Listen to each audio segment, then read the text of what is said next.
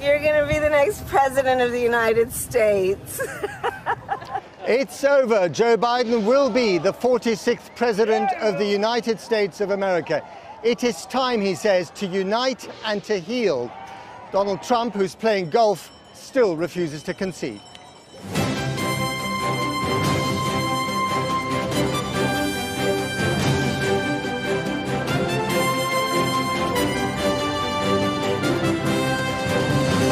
Good afternoon once again from the White House, but on a very different kind of day, where this unprecedented, this historic election has finally delivered a winner, as the state of Pennsylvania propelled Joe Biden over the 270 electoral college votes that he needed.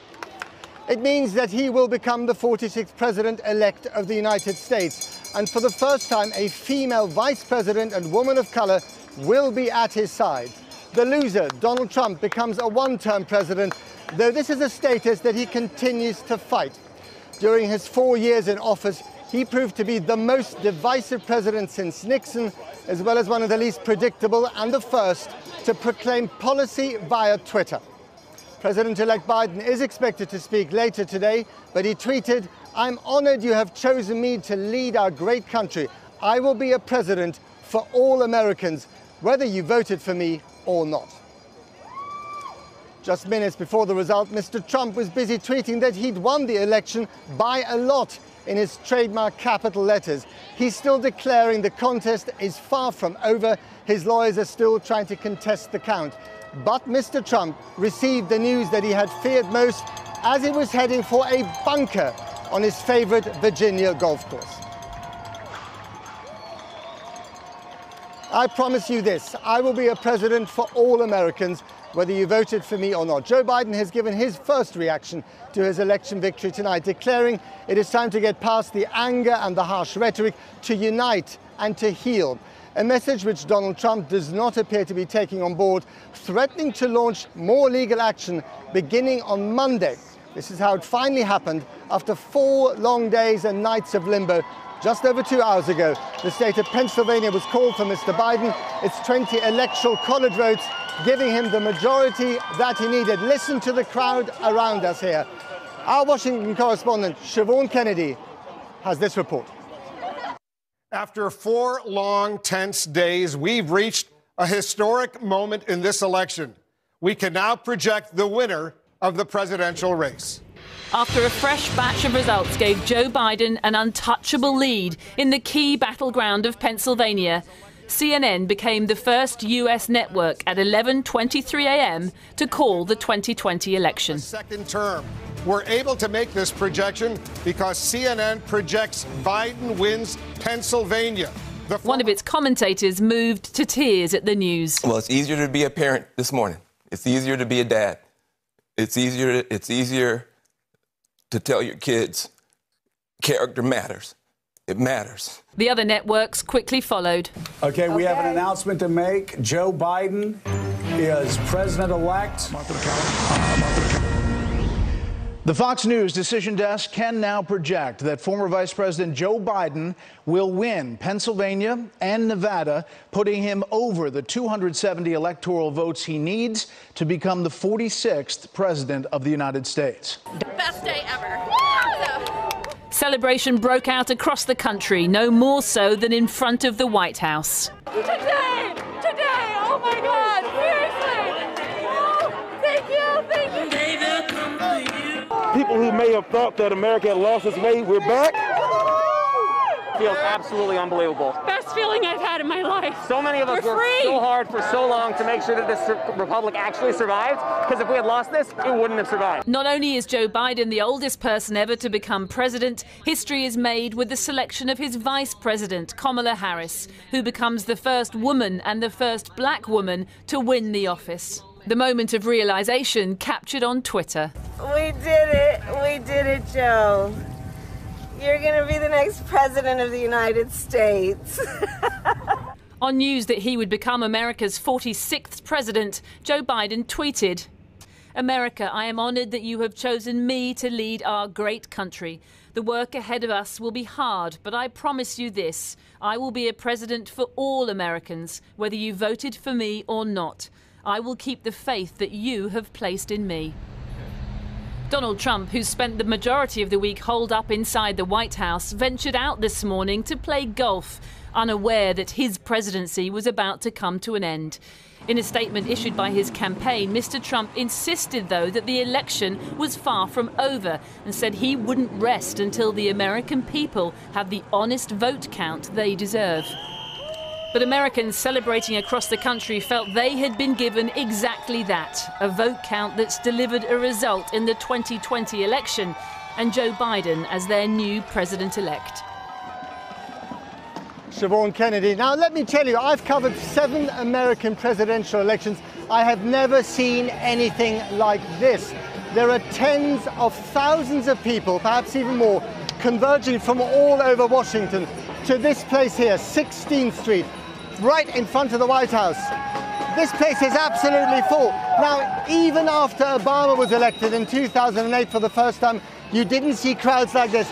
This feels more like the end of a regime than the end of a democratically elected government. The sense of collective relief here is quite extraordinary. You don't find many Trump supporters in Washington anyway. This is a heavily Democratic city, and I'm sure there are scenes around this country that are remarkably different to what you see right now and right here. But this is important. This will create a fact which the president will have to respond to at some stage later today. It'll be fascinating to see exactly how. Now, let's go to Pennsylvania. It is the 3rd time lucky here for Joe Biden in his bid for the White House. His supporters, as you can see, have rushed out onto the streets, not just in this city, but also in many other cities as well. And Mr. Biden himself is expected to give an address in Wilmington, Delaware. That's where he's living, later today at some stage. And there we find our international editor, Lindsay Hilsum. Over to you, Lindsay. Matt, it was here in the historic city of Philadelphia, the votes here that pushed Biden over the edge to victory. People are gathered in great excitement behind me in front of Independence Hall. That is where the Constitution was signed. It was where the Declaration of Independence was signed. And many here would see this as another day in history. Not so much because Joe Biden won, but because Donald Trump lost. The question is, was Donald Trump an aberration in American history or a product of it? Now, that is something that historians are going to be discussing for decades to come. But now, today, is Joe Biden's day.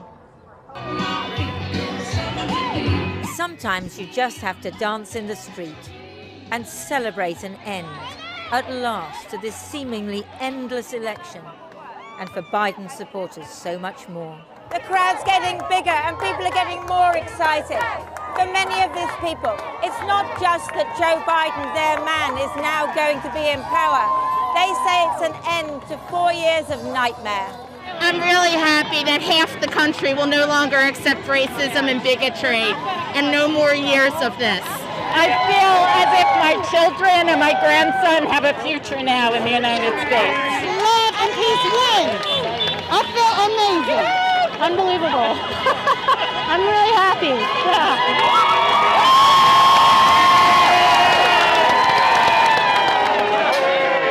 But on the less sunny side of the street, others are not so thrilled. President Trump is not the only one who finds it hard to concede with good grace. And there's a little triumphalism. In Biden's hometown of Wilmington last night, his supporters were readying for victory. We got in the car 20 minutes ago and raced down here. Yeah. Yeah. Even if we don't see him, to be in the moment, to be in the spot, to be here, to say, yeah, this is history, we want to be part of it, however we can. We've been watching TV for 5 days. Stop the steal! Stop the steal! At one point, a handful of Trump supporters marched around the car park like noisy ghosts from another time. Police officer! She's stealing from us! She's trying to steal! This was what the people were waiting for, the arrival of their man. And we've rebuilt the blue wall. Distanced because of COVID from the stage where he was speaking, this was probably the most difficult place in the country from which to actually hear what he was saying. The purpose of our politics is in total, unrelenting, unending warfare. No, the purpose of our politics, the work of the nation, isn't to fan the flames of conflict, but to solve problems, to guarantee justice. We may be opponents, but we're not enemies. I think it was a speech of a statesman. He was trying to unify the country and put the minds of everybody, whether you're Republican or Democrat, at ease.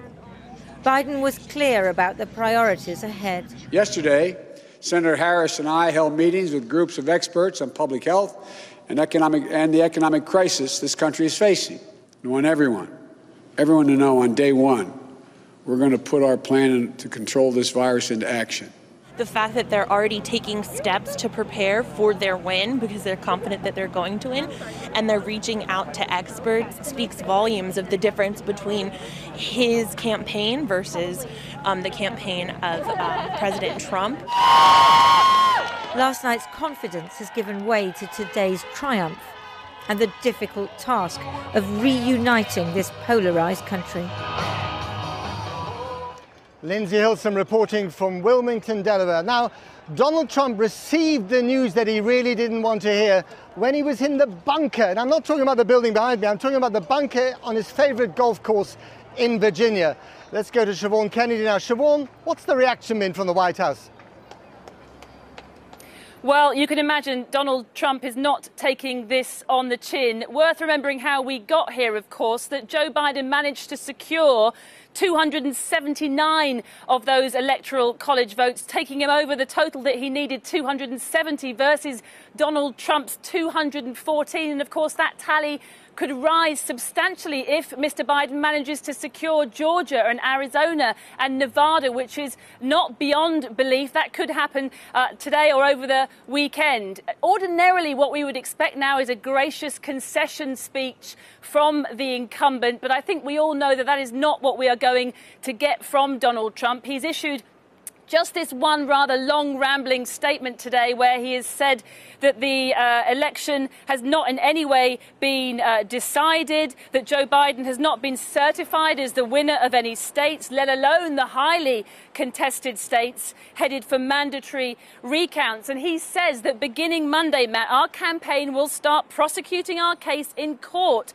to ensure election laws are fully upheld and the rightful winner is elected. Well, of course, millions of Americans believe that the rightful winner has been elected. It is worth dwelling on this one fact, though, Matt, that over 70 million Americans have voted for Donald Trump. So I think the sense that America will remain as polarized as ever will certainly continue.